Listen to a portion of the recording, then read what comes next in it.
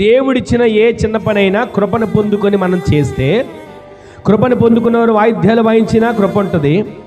కృపను పొందిన వారు మీ అందరూ తెలుసు కదా, ఇంత అన్నం వండినా అది ఔషధంలా మార్చబడుతుంది. ఆమెను చెప్పండి.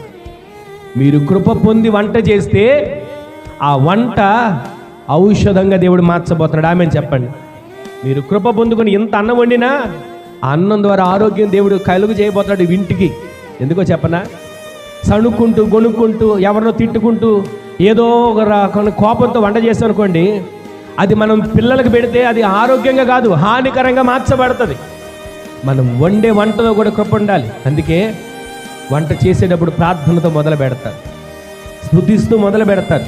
ఇదిగో ఇక్కడ ఇంత అన్నం కొంచెం సాంబారు వండుతున్నావా, ఆ వండే ఆ అన్నం సాంబారు ప్రార్థన ద్వారా మొదలు పెడుతుంది, ప్రార్థన ద్వారా ప్రారంభించబడుతుంది. ప్రార్థన ముగించినాక ఆ వంట ముగించిన తర్వాత మళ్ళీ చేతులెత్తి ప్రార్థన చేస్తారు. ప్రార్థన చేసి అందరికి వడ్డిస్తారా, తినేటప్పుడు అందరు చేతులు ఉంచి ప్రార్థన చేసుకుని భోజనం చేస్తారు. ఎందుకు? మనం తినే ఆహారం ఔషధంగా మార్చబడాలి. దేవుడిచ్చిన ఆహారం వృధా కాకూడదు, మనం చేసిన పని వృధా కాకూడదు. సణుక్కుంటూ గొనుక్కుంటూ పని చేస్తే అది ఆరోగ్యకరం కాదు.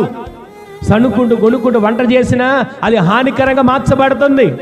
సంతోషిస్తూ స్తుతులు చెల్లిస్తూ వంట చేసి చూడండి, మీ ఇంట్లో ఏ బలహీనతలు రాకుండా దేవుడు అద్భుతమైన కృపను కుమ్మరించబోతున్నాడు. ఆమేన్ చెప్పండి.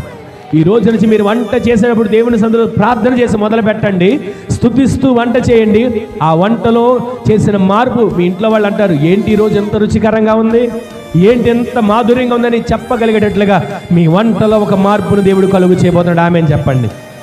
కృప పొందిన వారిగా మీరుంటే మీరు చేసే చిన్న పనిలోనే దేవుడు విజయాన్ని ఇవ్వబోతున్నాడు. కృప పొందిన వారిగా మీరుంటే మీరు చేసే ప్రతి పనిని దేవుడు ఆశీర్వదించబోతున్నాడు. కోపంతో చిరాకుతో గడిచిన వారంలో మీకు చెప్పాను కదా,